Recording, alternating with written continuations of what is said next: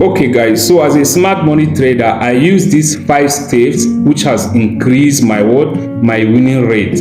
At least these steps that I'll be sharing with you in this video will increase your winning rate as a smart money trader. Now this video is for educational purpose only, and if you didn't subscribe to this channel, please do so to subscribe, because I'll be sharing with you steps on how you can trade the smart money concept. Now I have been using this concept, or I've been using this step for a long, and at least the winning rate is very high. So these are the steps I'll be sharing with you guys. Now without wasting much of your time, let's go straight to the chart. Now you can see this is BTC USD, right? 1 hour chart. So as a smart money trader, we all know that once you open the chart, what you're supposed to do first, the first step is what? The first step is identifying your market structure. So from what we can see here is on this higher time frame, on this 1 hour time frame, you identify what? Your market structure. So firstly, we can see clearly here we are what? We are in the downtrend, right?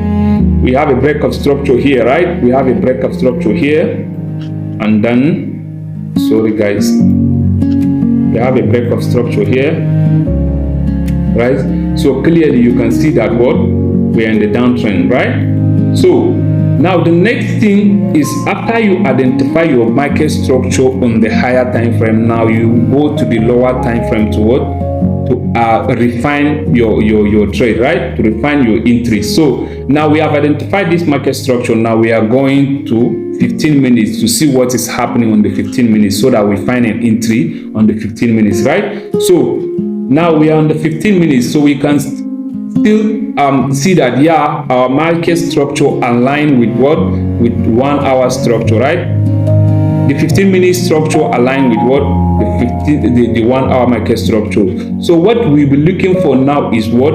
Our entry. Now the second step is what? Identifying. The second step is identifying liquidity. No, sorry. Since we have this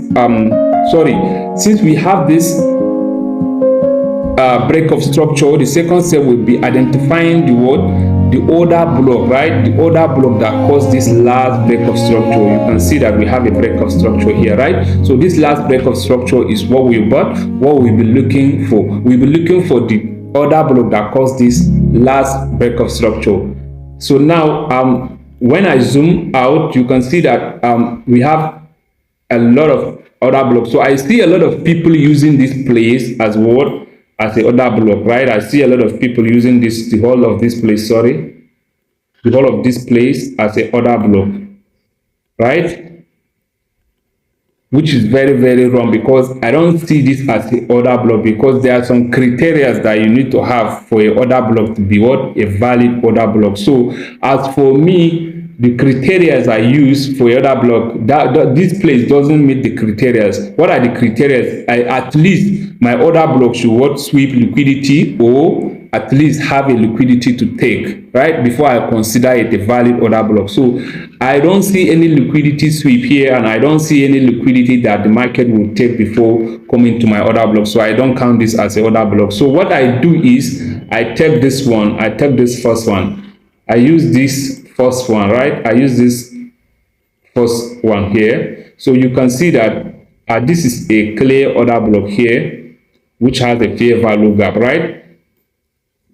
You know, order block should have fair value gap, right? And then at least order block should sweep liquidity or have liquidity to take, right? So now I consider this, I use this as what? As my order block, because there is liquidity close to it, right? And it also what? Cause what? A break of structure. Now we said the first step is what? Identifying market structure, and the second step is what? Identifying the what?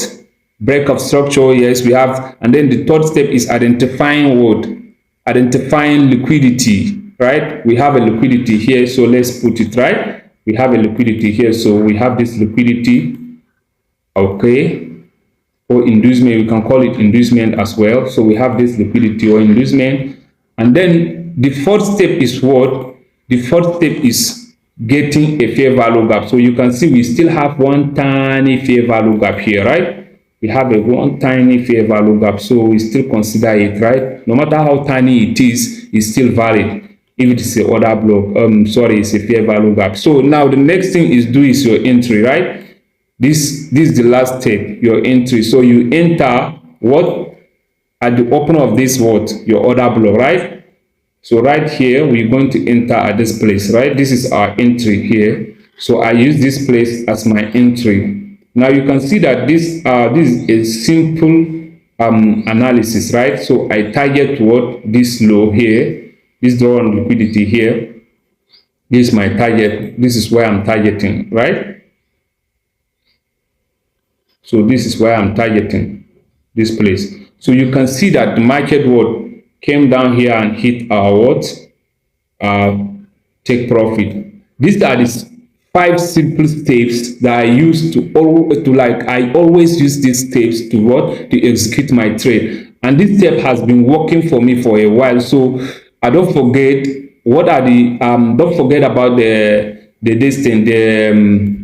don't forget about the steps. Let me still remind you on the step. Write it down. Number 1, you need to identify on the higher time frame. You identify your market structure coming down toward lower time frame, and then align the higher time frame and the lower time frame market structure. Let them be in the same direction. And then the second step is identifying the recent breakout structure. The third step is identifying the order block, the extreme order block, because we have extreme and then we have other blocks, right? So you use the extreme order block, right? You're going to use the extreme like this one. Now we have a lot of other blocks here, but we pick the extreme. How do you know we are using the extreme order block? Now it's simple. You just use your Fibonacci to identify a premium and discount levels. So if you are selling, you make sure that you are if you're selling, you make sure that you are selling inside premium, right? So you can see that this order block is inside premium level, right? So now the next thing is, after identifying the order block that caused the market structure, is you identify liquidity. That's the fourth step. You identify liquidity and fair value gap. And then the fifth step is for your entry. Now you enter at that order block, using order block, the order block that you identified. So this is how simple the step is. So I think you can apply this while trading. As I said, this is trading, so we know there is no 100% winning strategy, but then I have been trading this specific setup, and it has been a wonderful setup, seriously. So don't forget to subscribe to this channel, and then like and share this video. Drop your comment in this